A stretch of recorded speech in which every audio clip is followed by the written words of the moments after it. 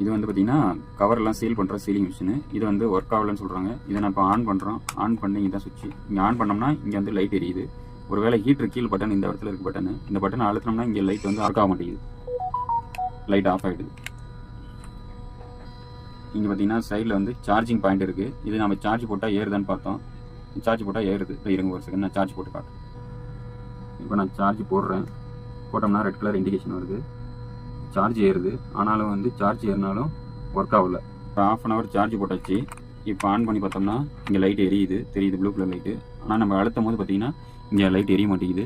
Okay, அதனால் நம்ம இப்போ இதை எப்படி கழட்டுறதுன்னு ஒரு ஸ்டார் ஸ்கூட்டர் வச்சுக்கிட்டு கழட்டி பார்த்தோம். எடுத்துக்கிட்டேன். இதை வந்து இங்கே ஒன்று கழட்டுற மாதிரி இருக்குது. இதை கழட்டிட்டேன். மோஸ்ட்லி இதில் பேட்டரி தான் கம்ப்ளைண்ட்டாக இருக்கும்னு நினைக்கிறேன். இல்லை ஒருவேளை அதுக்கு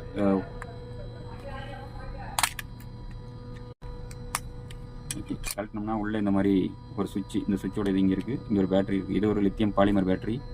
இது பார்த்தீங்கன்னா இதுதான் அந்த சர்க்யூட் போர்டாக செட்டப்பாக இருக்குது. இங்கே தான் அந்த காயில் இருக்குது. நம்ம அழுத்தும் போது பார்த்தீங்கன்னா இந்த காயில் வந்து இங்கே வந்து சப்ளை வந்து இங்கே ஹீட் ஆகும், தெரியும்னு நினைக்கிறேன். ஓகே, ஸ்க்ரூ இருக்குது. இதை சும்மா கரன்னு 2 ஸ்க்ரூ டக்குன்னு கழட்டிடுவோம். கழட்டிட்டு உள்ளே என்ன இருக்குன்னு பார்ப்போம். கழட்டினோம்னா உள்ளே ஒன்றுமே இல்லை. இங்கே ஒரு மெட்டல் கனெக்டர் இருக்குது, இங்கே வந்து மெட்டல் பிளேட் இருக்குது. இந்த போர்டை கழட்டிட்டு இந்த பேட்டரிக்கு பார்த்தோம். இங்கே பாருங்கள் உப்பி இருக்குது, அமுத்துனா அமுங்குது. இந்த லித்தியம் பாலிமர் பேட்டரி இதில் எதுவுமே மென்ஷன் பண்ணல.